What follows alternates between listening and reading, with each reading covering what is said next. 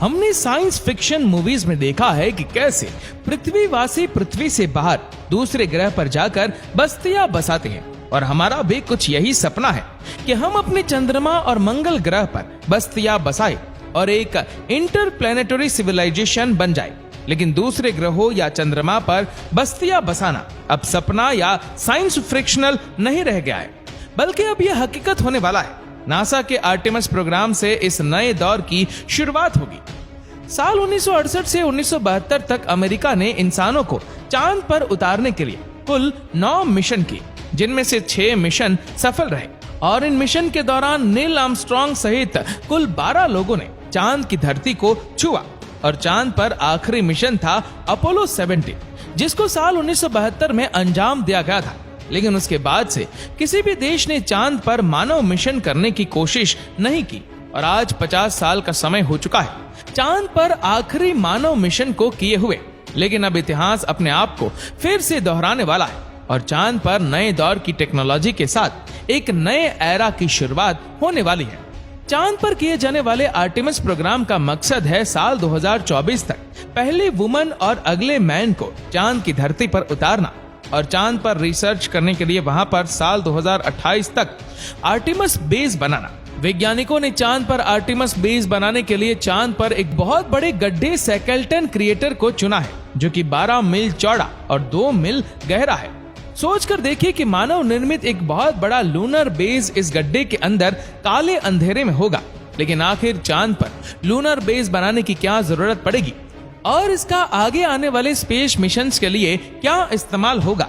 चांद पर gold, platinum और अन्य रेयर अर्थ मेटल्स का खजाना है। लेकिन किसी भी बाहरी कॉस्मिक बॉडी पर जो सबसे बड़ा खजाना होता है वह है पानी। अगर पानी को हाइड्रोजन और ऑक्सीजन में स्प्लिट करके सेपरेट किया जाए और हाइड्रोजन और ऑक्सीजन को लिक्विड में कन्वर्ट किया जाए, तो ये बन जाता है एक रॉकेट फ्यूल, जो कि स्पेस मिशंस के लिए बहुत ही कारगर साबित होगा। पृथ्वी से लॉन्च किए गए किसी भी स्पेसक्राफ्ट को चांद पर जाकर फिर से रिफिल किया जा सकेगा। वैज्ञानिक मानते हैं कि स्केलेटन क्रिएटर की गहराई में पानी बर्फ के रूप में दफन है। अगर वहां पर पानी का बहुत बड़ा भंडार मौजूद है, तो वह फ्यूल का बहुत बड़ा रिसोर्स बन सकता है। नासा का मानना है कि चांद पर 600 मिलियन से लेकर 1 बिलियन मैट्रिक टन तक लूनर आइस मौजूद है, जो कि भविष्य में किए जाने वाले मानव मिशनों के लिए बहुत बड़ा खजाना है। अगर हम इस पानी को अच्छी तरह से हार्वेस्ट कर पाए, तो चांद मंगल ग्रह की यात्रा के लिए एक फ्यूल स्टेशन का काम कर सकता है। लेकिन ये सब इतना आसान नहीं रहने वाला। चांद पर लूनर बेस बनाने के लिए बहुत सी चुनौतियों का सामना करना पड़ेगा। आर्टेमिस प्रोग्राम के 4 मेन कंपोनेंट्स हैं।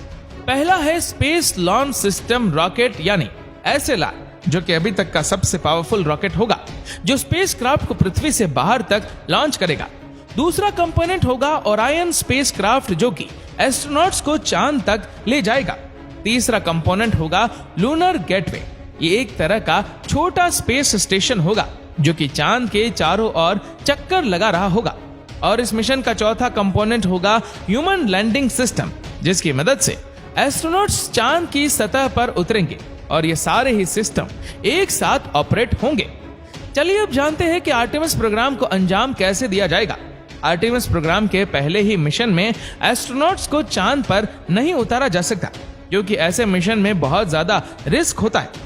किसी भी मानव मिशन को अंजाम देने से पहले ये सुनिश्चित करना जरूरी होता है कि चांद पर भेजने और वहां से वापस लौटने में जिस टेक्नोलॉजी का उपयोग हो रहा है, वह टेक्नोलॉजी ठीक से काम कर भी रही है या नहीं। इसीलिए वैज्ञानिक अनमैन्ड मिशन करते हैं। जब उनमें सफलता मिल जाती है, तब जाकर इंसानों को भेजने का रिस्क लिया जाता है, और उनमें उन्हीं रॉकेट और टेक्नोलॉजी का इस्तेमाल किया जाता है जो अनमैन्ड मिशन को अंजाम दे चुके होते हैं। ऐसा ही वैज्ञानिकों ने चांद पर इंसानों को उतारने के लिए अपोलो प्रोग्राम में किया था। अपोलो 4, 5 और 6 इन 3 अनमैन्ड मिशन को सबसे पहले अंजाम दिया गया था। उसके बाद अपोलो 7, 8, 9 और 10 मिशंस को अंजाम दिया गया, जिसमें एस्ट्रोनॉट्स तो थे, लेकिन उनमें चांद पर उतरने के लिए लैंडर मौजूद नहीं था। मतलब इन मिशंस में एस्ट्रोनॉट्स को चांद पर उतरने के लिए नहीं भेजा था, बल्कि उन्हें केवल सभी सिस्टम को टेस्ट करने के लिए भेजा गया था। अपोलो 7, 8, 9 और 10 मिशंस में एस्ट्रोनॉट्स चांद पर गए तो थे, लेकिन वह चांद के ऑर्बिट में घूमकर फिर से वापस आ गए। जब वैज्ञानिकों ने यह सुनिश्चित कर लिया कि अब वह इंसानों को चांद पर उतारने में सक्षम है, तब जाकर अपोलो 11 को लॉन्च किया गया और इंसानों को चांद की धरती पर पहली बार उतारा गया। ठीक उसी तरह से आर्टेमिस प्रोग्राम को भी अंजाम दिया जाएगा। आर्टेमिस प्रोग्राम के पहले फेज में 3 मिशन किए जाएंगे, जिसमें आर्टेमिस 1 एक टेस्ट फ्लाइट होगी, जिसमें SLS रॉकेट ओराइन स्पेसक्राफ्ट को लॉन्च करेगी, जिसमें कोई भी इंसान मौजूद नहीं होगा। इस मिशन का मकसद ये सुनिश्चित करना होगा कि एस्ट्रोनॉट्स को ले जाने के लिए जिस रॉकेट और स्पेसक्राफ्ट को इस्तेमाल किया जाएगा वह उनके लिए सेफ है या फिर नहीं। इस मिशन के दौरान 13 छोटे छोटे सैटेलाइट्स को भी लॉन्च किया जाएगा। आर्टेमिस 1 के बाद आर्टेमिस 2 को लॉन्च किया जाएगा, जिसमें एस्ट्रोनॉट्स को भेजा जाएगा। इस मिशन का मकसद होगा कि ओराइन स्पेसक्राफ्ट का लाइफ सपोर्ट सिस्टम भविष्य में होने वाले मून मिशन के लिए लंबे समय तक सस्टेन करेगा या नहीं।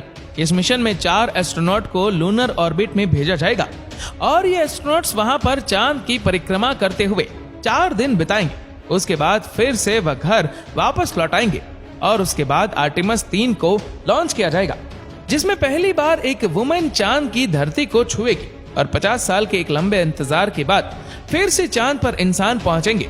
आर्टेमिस 3 को 2024 में लॉन्च किया जाना है। स्पेस लॉन्च सिस्टम यानी SLS को साल 2011 से ही डेवलप किया जा रहा है। जब नासा ने पहली बार आर्टेमिस प्रोग्राम को अनाउंस किया था, यह अभी तक का सबसे पावरफुल रॉकेट है और यह दुनिया का सबसे सुपर हैवी लिफ्ट व्हीकल है। ये इतना पावरफुल है कि एक 32 मंजिला इमारत को भी उछाल कर फेंक दे। SLS का काम होगा ओराइन स्पेसक्राफ्ट को पृथ्वी के ऑर्बिट में ले जाना। पृथ्वी के ऑर्बिट में पहुंचने के बाद काम शुरू होगा ओराइन स्पेसक्राफ्ट का। ओराइन स्पेसक्राफ्ट को 3 पार्ट से मिलकर बनाया गया है, जिसमें से पहला है क्रू मॉड्यूल, जिसमें 6 एस्ट्रोनॉट्स रहकर काम कर सकते हैं और डीप स्पेस ट्रेवल कर सकते हैं। लेकिन आर्टेमिस 3 मिशन में केवल 4 एस्ट्रोनॉट्स ही चांद पर जाएंगे। इसका दूसरा पार्ट है सर्विस मॉड्यूल, जिसमें एस्ट्रोनॉट्स का लाइफ सपोर्ट सिस्टम मौजूद है। सर्विस मॉड्यूल का ही काम होगा कि क्रू मॉड्यूल में पर्याप्त प्रेशर और ऑक्सीजन बनाए रखना। साथ ही सर्विस मॉड्यूल में एक इंजन भी है, जिसको डीप स्पेस में ऑपरेट किया जाना है। और ओराइन का तीसरा पार्ट है अबॉर्ट सिस्टम। इसका उपयोग एस्ट्रोनॉट की सेफ्टी के लिए है। अगर बाय चांस लॉन्च से लेकर पृथ्वी के ऑर्बिट में प्रवेश करने तक मिशन में कोई गड़बड़ी होती है तो एस्ट्रोनॉट इस अबॉर्ट सिस्टम की मदद से अपनी जान बचा पाएंगे।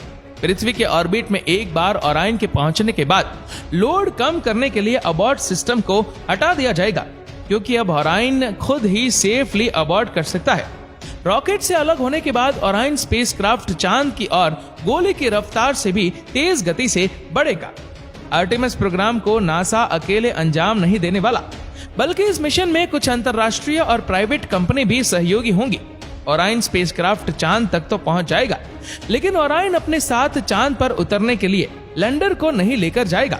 इसीलिए स्पेसएक्स इस मिशन के पहले ही चांद के ऑर्बिट में ह्यूमन लैंडिंग सिस्टम को प्लेस कर देगा और जब ओराइन स्पेसक्राफ्ट चांद के ऑर्बिट में पहुंच जाएगा तब वहां पर पहले से मौजूद ह्यूमन लैंडिंग सिस्टम के साथ ड्रॉप करेगा।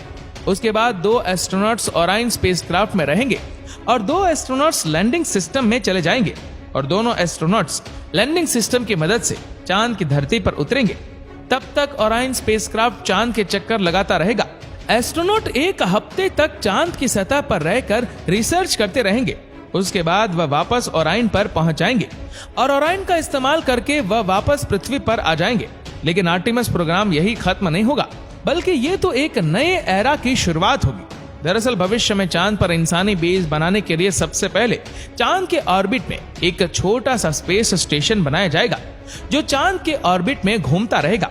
ये बिल्कुल वैसा ही होगा जैसे पृथ्वी के ऑर्बिट में इंटरनेशनल स्पेस स्टेशन घूम रहा है, लेकिन चांद के ऑर्बिट में बनाया गया स्पेस स्टेशन ISS की तुलना में बहुत छोटा होगा। चांद के ऑर्बिट में बनाए जाने वाला स्पेस स्टेशन का नाम होगा गेटवे। आने वाले मिशंस में पृथ्वी से आने वाली स्पेसक्राफ्ट गेटवे में डॉक करेंगे और एस्ट्रोनॉट्स यहाँ पर कुछ दिन रुककर अपनी रिसर्च भी करेंगे।